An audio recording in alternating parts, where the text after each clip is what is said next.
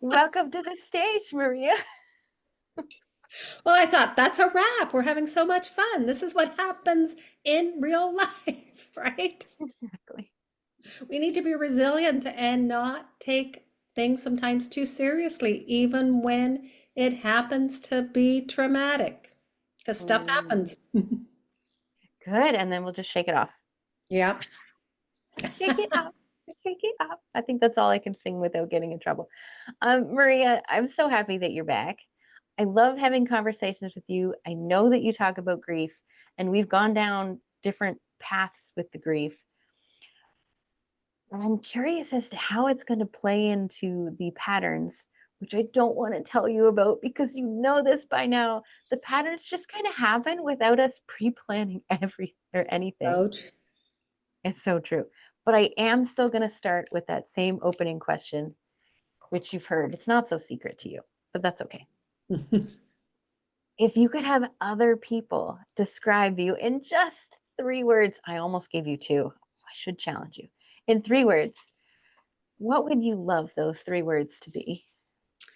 It fits in with one of the things that we've just did now, resilience, the bouncing back, compassionate and purpose driven. I kind of squeezed in a fourth one with purpose driven, right?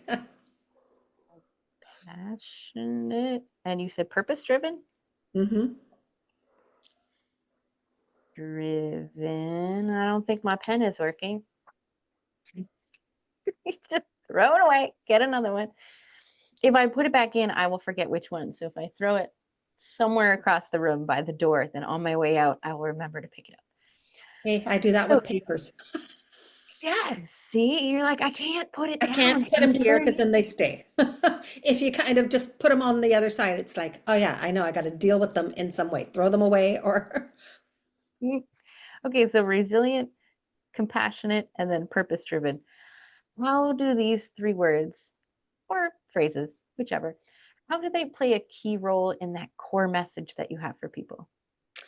well, one compassionate. I mean, I also have to have compassion for myself and the people that I work with.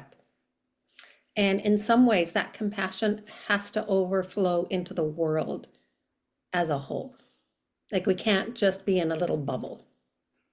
So many of us are experiencing trauma and grief at different points in our lives. And as a human being, giving someone that kindness, that compassion for not knowing what they're going through, I think that has to be something that we live with naturally. Because our inclination is to be in some ways selfish or ego driven.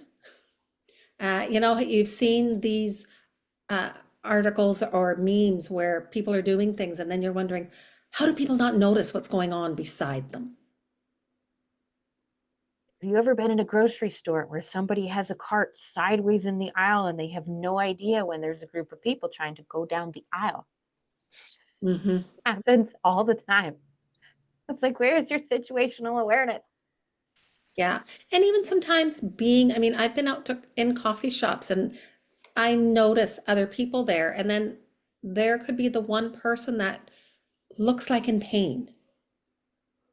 And Oh, sometimes, like I let it sit for a while, and then there's a nudging that I feel that I must go and approach them to make sure that they're okay. I can immediately picture a friend of mine who will probably yell at you, but then I can picture a lot of people like me who would just instantly be like, somebody cares, go right into tears, and then kind of like spill the beans on everything that is going on right now and how much of an impact that one little moment would have had. Oh, so true. There was one incident where I did. I mean, and normally you don't go up and go, "Oh, what's wrong with you?" You know, you do offer in a gentle way, "Hey, don't mean to bother you. I see that there may be something troubling you. Is there something that I can support you with or help you with?"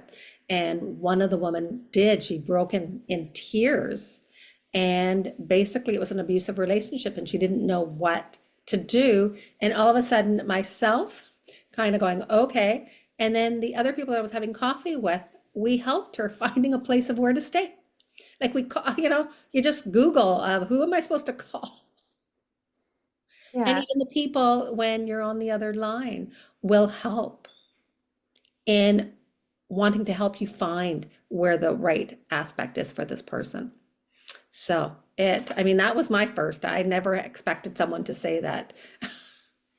So in that situation, so sometimes, yes, you are put in different situations that are beyond my capabilities. Again, you do whatever you can to help someone. just made me think of a friend of mine who's in and out of a relationship that is very, very, very toxic.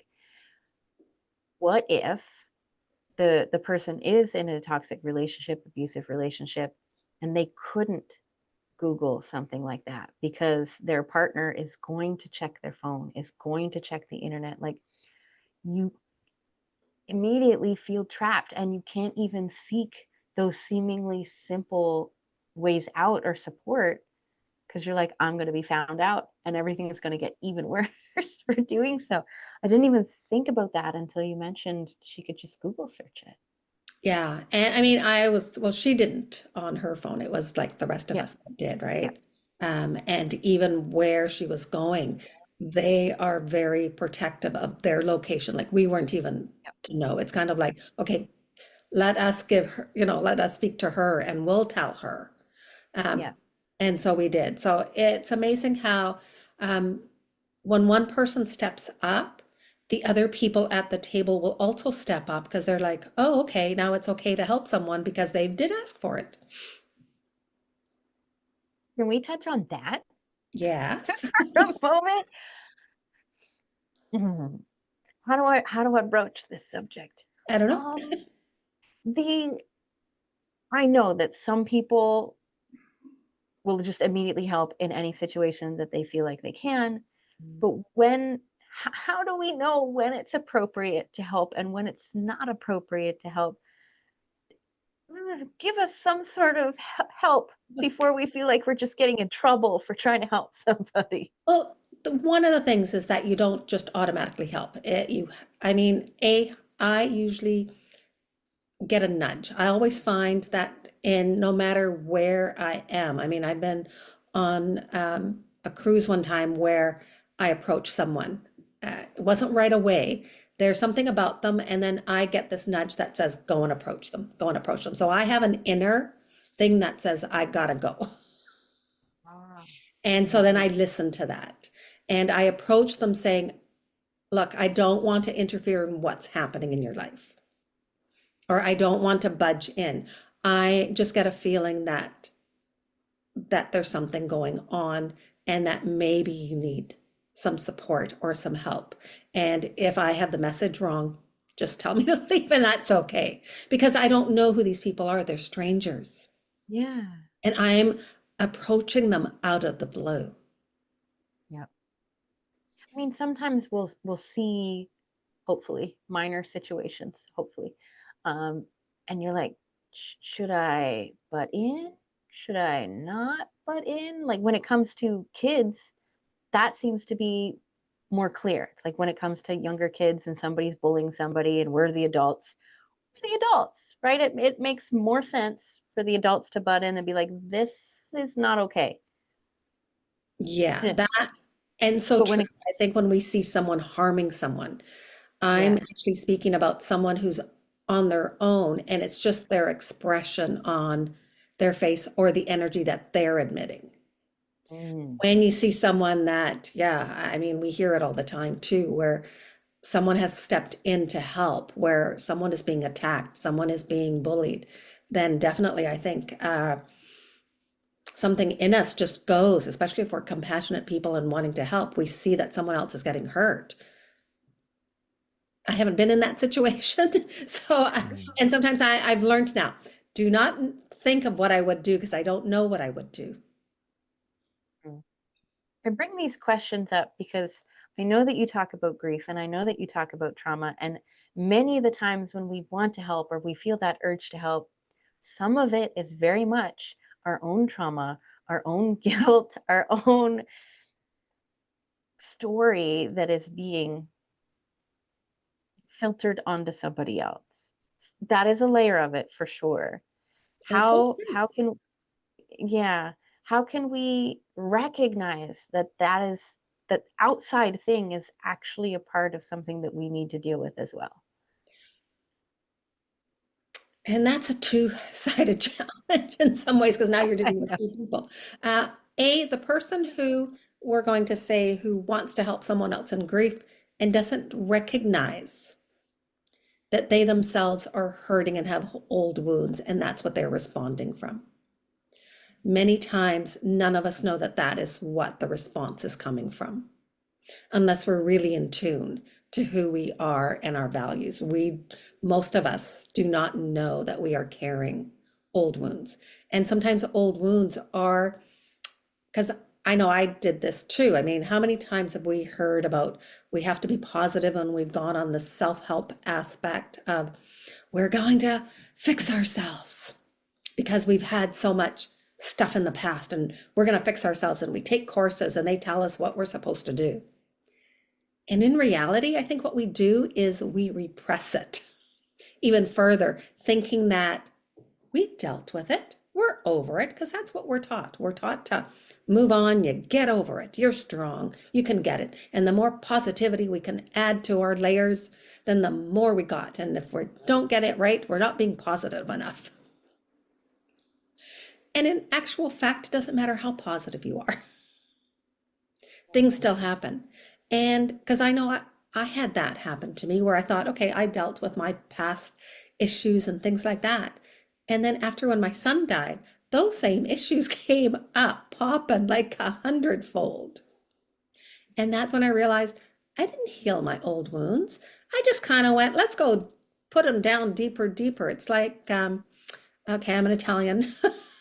And so in the old days, I used to watch my mom have this press and flatten the olives. And that's basically what we do with our emotions and our feelings. We're trying to press them. How pressed can we get? If the flatter they go, it means they're non-existent anymore. Mm. I'm gonna bring all of that conversation. We dove right in, which you know I love, but I want to frame it in another way because we talked a lot about compassion, grief, and empathy, but we didn't use the terms quite so much in the describing of some of these situations. These are some of the terms that are kind of thrown around everywhere. I would love if you could give us a little insight into what the difference is between compassion and empathy and where grief fits in on that. Well, a lot of times empathy is you're putting yourself in the person's shoes. And that's good if you can detach yourself. One aspect I always go is that, yes, you want to have compassion for what someone else is experiencing. That is not your experience. And then all of a sudden, to take their experience and make it your own, you're not really supporting that person. You're just carrying it and adding it to your burden. So the empathy is putting myself in somebody else's shoes to the point that I'm trying to make their experience to be my experience. Yeah, Either I'm taking it from them or I'm fully relating it to my own experience I already had, yeah. whether that's in hopes of unburdening them or in hopes of making us feel better. Well, it I comes don't down know. to fixing in some ways. I mean, we're Fixing. taught, right? A lot of times, even in business, sometimes we're taught, oh, you got to be empathetic. And Mhm. at times you're kind of like, yeah, okay, I want to understand where someone is coming from. And understanding isn't really about empathy. Understanding is about being curious. Curious as to what someone is feeling, what they're thinking, and not making it our own. So then compassion compared to that definition of empathy would just be having an understanding Yeah. of what the other person is going through without trying to fix. Without trying to fix someone and without a prejudgment. Ah, understanding without prejudging. Yeah, That's that's the fair. hard part is Okay. the prejudging. Yes. Oh, this is so related to my own story, and now it's woe is me. Okay, no. And then where does grief fit in with that conversation? Well, grief is in a lot of aspects. I mean, there's so many different layers of grief. My Mhm. lane is the death of a person. That is who I deal with. Uh, but again, grief has so many layers. I mean, when we pitch our services to someone and they say no, in some layers, that's a grief. When we're at work and we lose our job, that is grief. Our relationship, whether it's a friendship or a love interest, when that doesn't go, when we lose that. So when we think of loss and grief, there are so many different layers. And then when um, going into the death of a person, especially someone that you loved, that is a layer that affects us in, it's a body mind. I mean, all of it affects us body, mind, and emotions, or the body, mind, soul aspect. It's the different layer and the intensity. There are some losses that over time we can say, okay, yes, I lost this job. I have another one, and maybe it's better. Maybe it is, maybe it isn't. I always go, there's no silver linings. We can make a silver lining if you want, but don't always equate when something happens that it's a silver lining. Because I always go, when there's two paths and you choose one path, you don't know what the other path was. The other path doesn't necessarily mean that it's better or worse. It was just a different path, a different way of living. And So in you grief, mentioned, yeah. oh yeah, go ahead.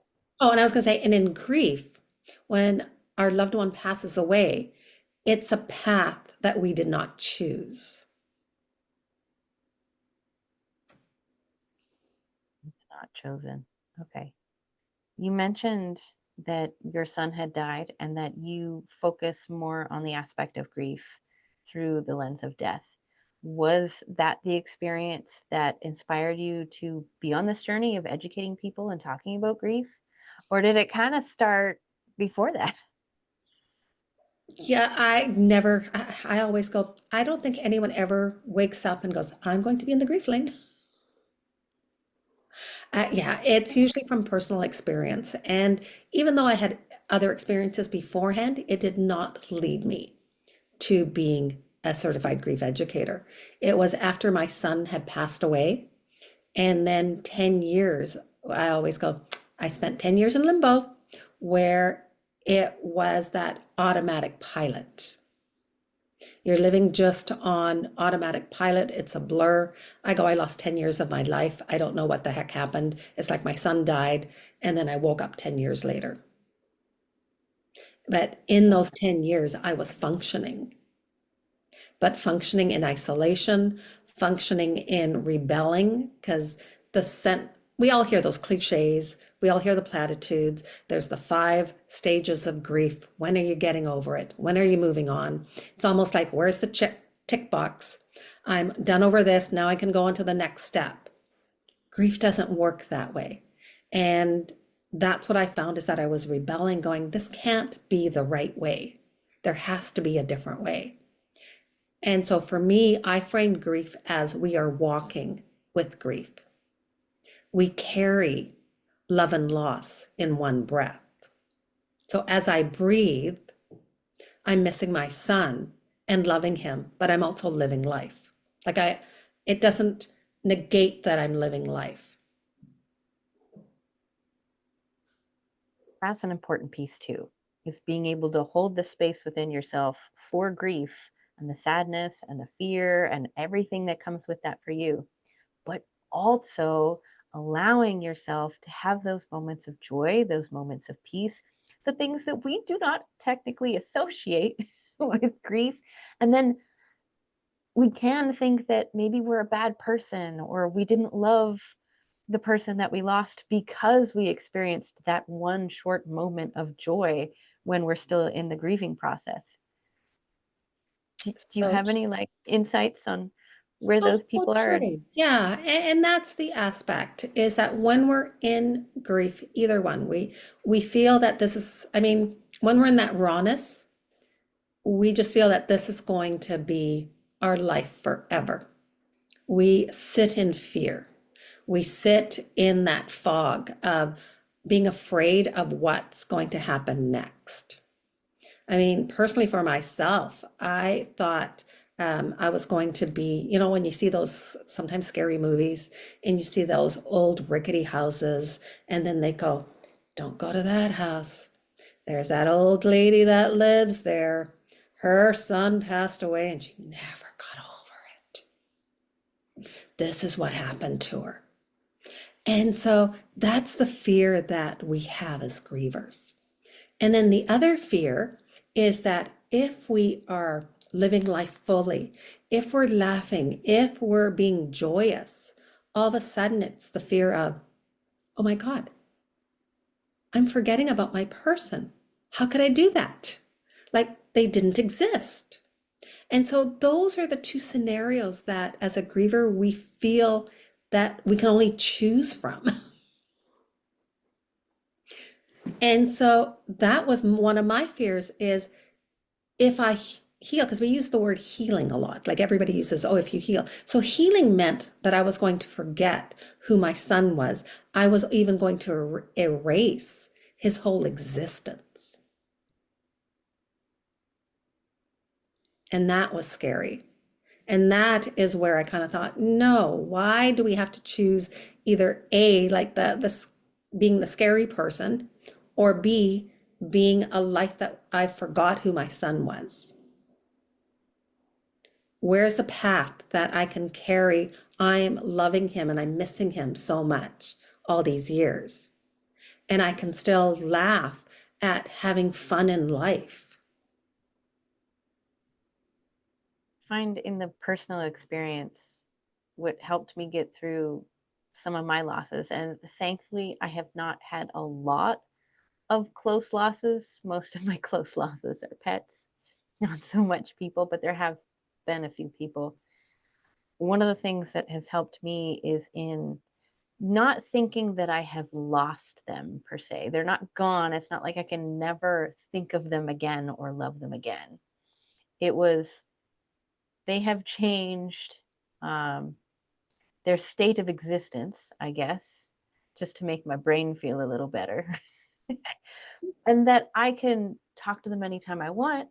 I can enjoy all of the wonderful memories that we have together. And so I can focus on those joyful memories. Like when so and so came over, do you remember how this happened? And we laughed for hours. Do you remember how when our pet used to do this? And oh my God, we're cooking supper, we put cinnamon in, and then we laugh, ah, we're putting the cat in the cake. Right. Just these little moments help me feel better. I'm not sure how many other people do something like that. And that's really what the essence is of carrying love and loss in one breath, is that you can have those moments where you're remembering them, you're talking about them, and you're doing things that bring joy. Mm. It, One of our it's it's cats. a it's a harmony, Yeah. right? I don't use the word balance. No, I think we talked about that last time too. I'm trying to edit myself to come away from the word balance and more to the word harmony because it doesn't have to be equal, but what we're looking for is that harmony in where do things need to be for it to feel good all around. Mhm. Instead of if I just give the same amount of love and attention to every single thing in my life, they're going to be balanced. They're going to be balanced, but it doesn't mean I feel good. Mhm. Yeah, and harmony doesn't matter where the flow is. It's Exactly. just flow, which is the wonderful aspect of life. See, and then we have these conversations to remind us of what we're trying to do. Great. Yes. So, Maria, I want to get a little more playful for a moment, thinking about this whole conversation of grief, this whole conversation of loss of a person, since that's your niche. Where would you love to see the conversation go around grief and loss? Let's say 5 years from now? I would love to have it seen as just a regular conversation where we normalize grief, where we can talk about the people who aren't here and no one's going to bat an eye. I mean, my joke usually stems from if you ever want to clear a room, just say that you happen to be a grieving person or mention someone's name who's no longer here and watch the expression on people's faces of how they kind of feel really uncomfortable and how's the quickest way that they can leave. And so I want to turn that around where you can be who you are and people recognize that, especially when we've had a death of someone that we love, is that it changes a person. They're different. And the difference is sometimes not something that is tangible of how we can explain how they're different. They're different. And I always go, we evolve over our lifetimes anyways. And in grief, there's a different evolving. And so if we can be who we are and talk openly about topics that are sometimes scary. I mean, think about the topics of money beforehand. That was taboo. Now everybody talks about it, or sex. And sometimes it's like, okay, I don't want to. But that is the same aspect of grief, of making it in an open conversation where people are going to like, yeah, okay, today you're sad. I got it. That's okay. And then the next moment you could be laughing. And that's okay. Like people don't need to make a comment of, oh, you're sad today. What happened? Like what's, or if you're laughing, it's, oh, you must be better by now. Like let's stop these cliches and platitudes of and just accepting people of where they are in that moment. Andrew, was there ever a time that you watched somebody in grieving have somebody else say something completely wrong to them in All the that moment? time. Oh, there was a time.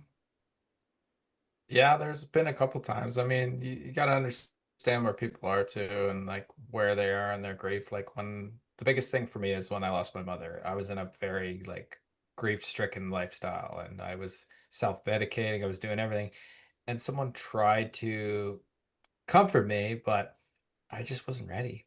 And it's understanding when a person's actually ready to talk. And it's like you were talking about, Maria, where you were in limbo. I was in limbo for quite some time, and I was in anger limbo. I was in frustration. I was mad at myself because I'm before my mother passed away, I had an argument with my mother. And then a week later she dies. So it's like I had to carry that inside of me for so long, and then to realize that my mother had forgiven me and that I had to forgive myself. It's just, and a lot of people don't know how to talk about grief too, because we were told to bottle it down. Mhm. So if you're bottling it down and someone tries to ask you something personal, automatically you take it as an attack because your walls are already up and you're blocking. How would we approach somebody that is in grief, that has, lost somebody that they care about? I know it's not going to be the same thing for each person. I do understand that. But like any sort of insight for those of us who want to be supportive, but also don't want to burden or push too much. Yeah, and Andrew, thank you so much for sharing that. And anger is, I always go, anger and sadness are the same emotion, just on the different sides of coin. Mhm. Uh, and it is, as a griever, we carry a lot of guilt. You're so right. I mean, I carried, and even if we haven't done anything, we find guilt in something. So that is definitely very natural in that because our brain wants to make sense of something. In supporting someone in that, basically, if someone to say, look, I don't know what to say, I'm here for you. I think that is, I mean, truly, that's what I believe is that when someone wants to support you and they say, I don't know what to say, I don't know how to help, that is more of an opening than someone coming in going, well, they're in a better place. Or, and I get it, they're trying to comfort, but what happens is their words of comfort. And as Andrew said, and I was like that too, when someone said something, it felt more combative. Just And knowing that somebody's there thinking about you. well, it's not so much that they're, even though they're thinking, it's what comes out of their mouths. When we're in a hurtful place, when we're in a lot of pain, it just, it becomes like, it feels like someone's adding more pain to us. Uh, People are wanting to be helpful. I mean, sometimes, especially for, we'll say for parents, especially if parents have, they'll, and if they had an illness, they'll go, oh, well, at least they're in a better place. At least they're not hurting anymore. Uh, and we always go, if anything starts with at least, as a griever, our hackles already go up. Because we're already knowing something's going to come out of their mouth that we're not going to like. And it just feels disrespectful. It's not to say that the person meant it with disrespect, because they didn't. They meant it with good intentions. It's just we're at different, and that's where the compassion comes in. Compassion for someone else means, I don't know what you're feeling. I'm not in your shoes. I want to help support you. I don't know how. I'm here for you. Yeah, that's so beautiful. I want to keep talking, but at this point, I need to ask you, where do we find you? And what is your favorite way to communicate? I love texting. uh, right? So kind of always, but they can reach me at hope@mariabelanic.com, which is my email, because I do answer. And of course, on my website, which is mariabelanic.com. Thank you. And you know this, at the end of every interview, I love to hold space just in case there's anything on your mind or in your heart that you wanted to share. So, what would you love to leave people with today?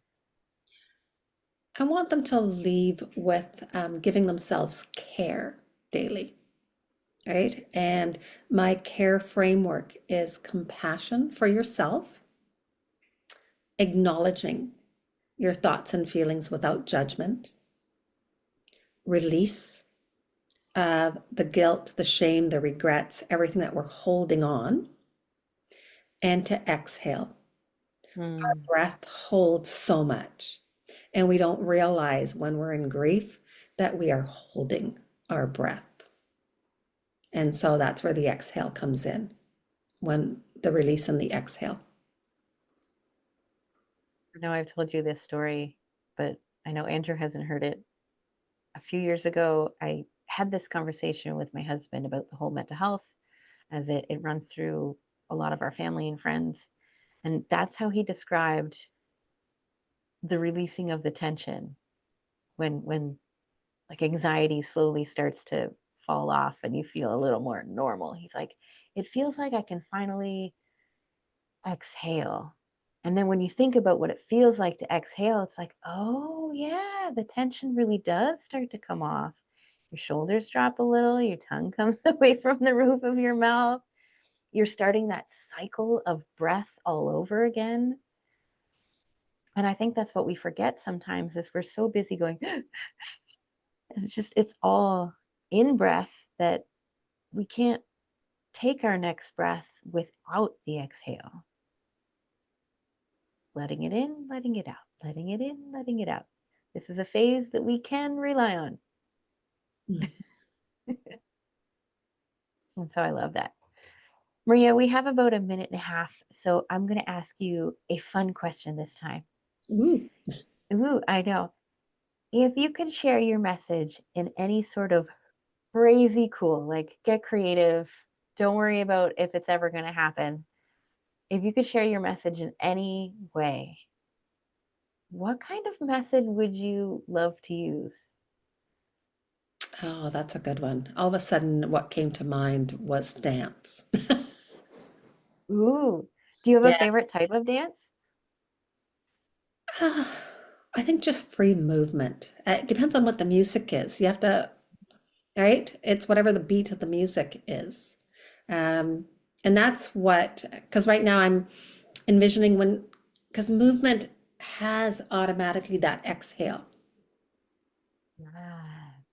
Yeah. Yeah. Because you can't move if you're not exhaling. Can you imagine you're moving and you're holding your breath? There's Right? there's not much like wiggle to that. It's not. No. And, you know, I mean, some of us, yeah, after holding our breaths for too long, will be exhausted. They're dancing, they're slowly slowing down, and then they just fall over. Yeah, Like, no, people, you gotta breathe. Breathe. gotta breathe.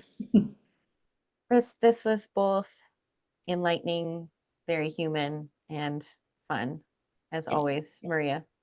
Well, and this So at is it. this I point, want to lighten up the grief topic where it doesn't always have to be so heavy. I mean, I do remember one person, I think we were going to have a meeting and he actually shared with me afterwards, goes, Maria, I was really scared of having this meeting with you because afterwards he goes, I thought, why did I book an appointment with her?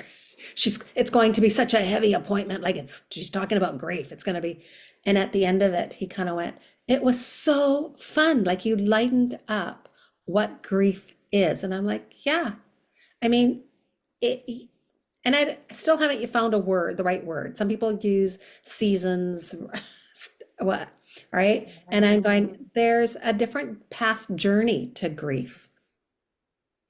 Mhm. And yet I'm a quirky self whatever. So, you know, if we can give ourselves little quirkiness and keep that intact, then our journey of grief becomes who we are. okay, so here's an image that popped up when you said you were looking for a term for that.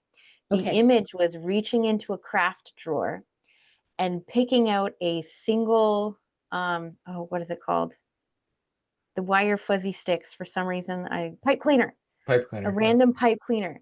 They all are curved in different ways. You never get a straight one, and you never know what you're gonna get. But that was the image that popped up, and it made me giggle. So I figured I would share that with you. So Maria, what we've been doing all week is we've been ending interviews with a cheer. So if you have a Oh, drink, yeah, I then got hot water. cheers to you. Cheers to you. Thank you. You should Thank drink. you. And nice meeting you, Andrew. Nice meeting you too, Maria.